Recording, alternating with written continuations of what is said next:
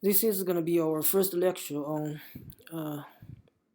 data science, right? This course is about data science. So the first question we need to think very carefully about is how to define the so-called data, right?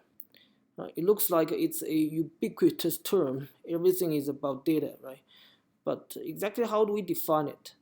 The definition is important because it's directly associated with how we are going to use data, how we're going to collect the data, and how we are going to do this kind of a data-driven decision making, right? So a widely accepted definition in the data science community is that data is a collection of facts that can be used to draw conclusions, make predictions, and assist in decision making. So if we think about this definition, there are two aspects that we need to pay special attention to. Right? First, data is a collection of facts, not your own gut feeling or anything that's highly subjective, right? It's about facts. It must be something that can be observed, collected, and stored, right? So that's the first aspect of this definition, right? We need to distinguish facts from other subjective feelings, right? The second aspect is about the purpose. The collection of the facts must serve a certain purpose, right? If you just have a random collection of arbitrary facts, right? For example, if you just put some numbers together, that doesn't really that's those numbers are not sort of associated with a common purpose or something, right? Just a random collection of observations, but that are not organized, cannot be organized into a unique to serve a unique purpose. Then that random collection of arbitrary facts cannot be called a data, right? So a random collection of arbitrary facts that do not serve a specific purpose cannot be considered as data. So it is this specific problem that we are trying to solve that defines the data that we are collecting. So that's sort of the definition, right? It's kind of abstract, but let's look at some examples, right? That could make the concept of data a lot more clear, right? Some years ago, I was trying to decide if I should invest my life savings into the stocks of a company called Tesla, whose CEO is Elon Musk. The company has just turned profitable, right? In the past, it was actually losing money, but at some point, it has become profitable. It's actually making money, so the cash flow becomes positive. But a significant portion of that profit was not really coming from directly selling cars, but from selling those carbon emission tax credits to other traditional car manufacturers who are building gasoline cars, right? So you can sell carbon emission tax because Tesla cars are electric cars. They do not have carbon emission, right? And the government actually gives them a certain amount of tax credits, and they can sell that tax credits to those manufacturers who are making gasoline cars, right? And the profit is not really a direct measure of their capability of building and selling cars, electric cars, right? So at that time, it was hard to predict the future of the company. Is that profit gonna sustain and is gonna grow, right? I could just trust the company's own financial report and all those reports made by professional people on the market, right, on the financial market. But I would like to be cautious because I would like to invest a significant amount of money into the company. So I want to be cautious. I want it to be very cautious, right? So I decided to collect some data by myself, and I started to count the number of Tesla cars I saw on my daily commute. I figured that if the company was really doing well, I should be able to see more and more Tesla cars on the road with time, right?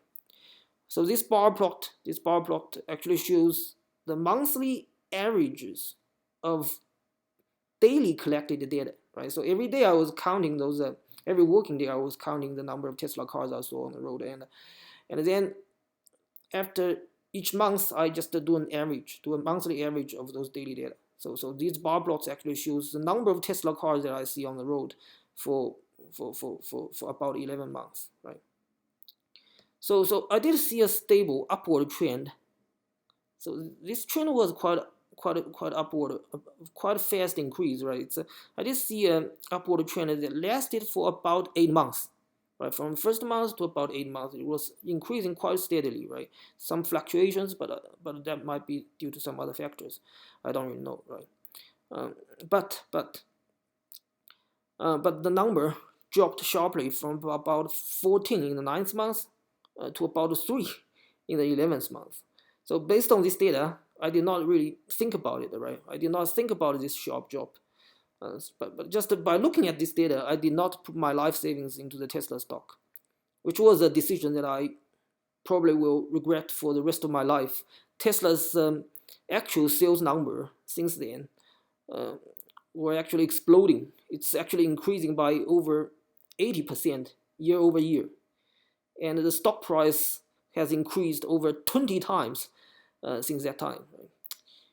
Later, after some time, when I look back at this figure, I realized what was wrong with my data, and the reason was actually really obvious. It was right in front of my eyes.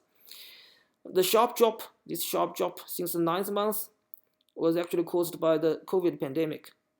Not just the Tesla cars, but all the cars on the road were decreasing. I was just paying attention to to the Tesla cars, but I was not paying attention to how many cars on the road, right? Sometimes during the beginning of the pandemic, the number of cars on the road was dropping significantly.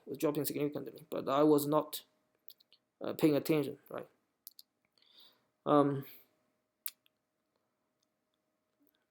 So there are lessons that I learned from this failed experiment, right? What are some considerations? For example, if I reflect on this failed experiment, these are some of the points that I would sort of consider if I can redo this kind of experiments or do some other experiments in the future, right? First, what are some considerations or preferences you want to keep in mind when making a decision, right? The data itself tells just a certain aspect of the entire story, right? It depends upon how you collect the data.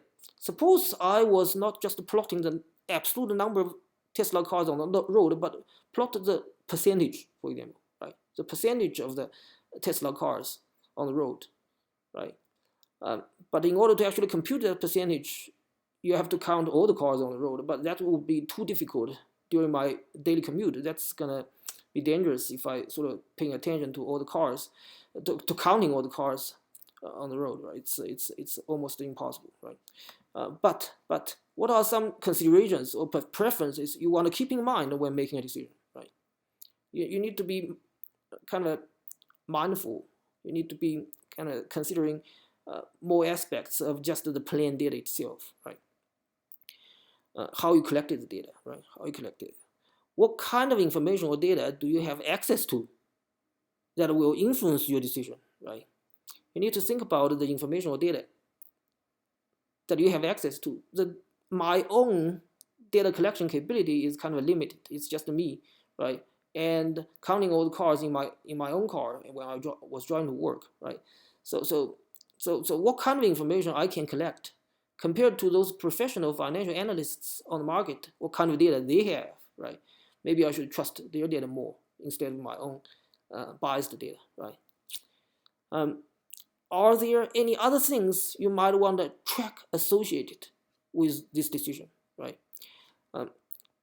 All kinds of data, as many kinds of data as possible, right? Not just the one aspect of the data, right? So as complete as you can, and it tracks anything that could be associated with this decision, right? So even though this was a failed experiment, it still demonstrates some of the major steps that are needed to carry out a complete data analysis task. Here are the 6 phases of data analysis, right? There are different ways of separating the data analysis process into different steps, right? But these 6 phases are kind of the common way, widely accepted way. There are other subtle changes, right? For example, this analyze step can be separated into like a smaller sub-steps. For example, so for example, preparing the data and then deciding upon what kind of a statistical model you want to use, and then kind of train that model, that kind of thing. So this analyze step can be separated into like even smaller steps, right? And then preparation, right, can be separated into smaller steps, right? So, but in general, you can separate the entire data analysis process into these kind of 6 phases. First, you need to ask questions to clearly define both the problem that you are trying to solve and also very, very importantly, what would constitute a success for the project, right?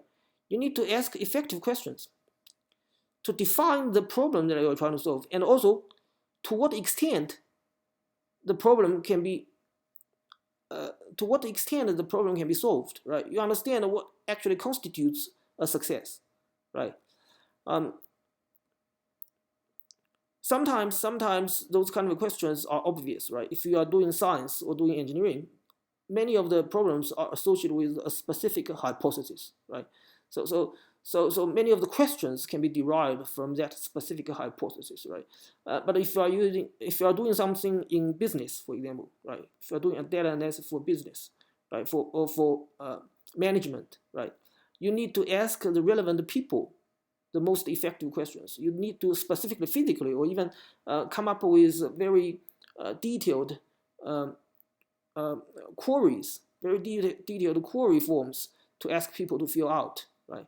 So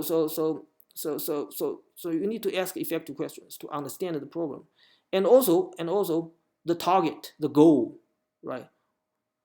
To what extent you can claim that you have solved this problem, right? What's the target? What's the specific target, right? And the second, next, you need to prepare by building a timeline for gathering and collecting data that is as complete as possible, right? Prepare for data gathering and storage, right? Once you collect the data, you need to store them somewhere in a secure way, right? And you have to decide about the permission for accessing those data, right? Who can access those data, in what kind of form, right? To what extent, right? You need to gather those data and store them, right? And you need to prepare in advance a timetable, right? To what stage, separate the data gathering process into multiple stages, and then prepare for each of the different stages. And then you follow the timetable as strictly as you can, right?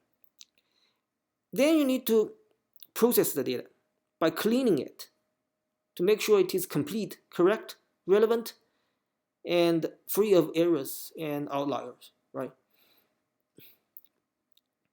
So data processing is related to cleaning the collected data. Sometimes the data needs substantial cleaning. Some of the data fields could be not a number. Some of the data fields could be now, right? NULL now, right? Some of the data fields could make no sense. For example, you are requesting for a number, but the person that gives you the answer gives you a text, right? How do you actually make sense of those data, right? You need to do a substantial data validation and checking, right? Then you can analyze the processed data, right, to obtain results and gain insights about the questions you have prepared at the first step, right? Looks like it's just one sentence, but this is actually the most important step of the entire process. Analyze it, right? And there are different techniques for analyzing, and we'll devote a substantial amount of time to talk about analyzing the processed data to find patterns, relations, and trends, right? And after that, the analyzed results needs to be and also insights that you gain from the analysis needs to be shared with stakeholders in an accurate and effective manner through various data visualization tools. Right, data visualization is actually very, very important. Right, it actually tells the story. Data tells the story, but the best storytelling is through graphics, through visualization. Right, and then the last step is to take action. To take action on those results and insights and provide solutions to the problem that defining the that's what's defining the first step. Okay, so this is the first lecture, and we are going to have a reading assignment for this first lecture, which is actually the first chapter of a quite famous book called Making Sense of Data. Right? And I will post a PDF file of that first chapter to Wild Courses. Thank you.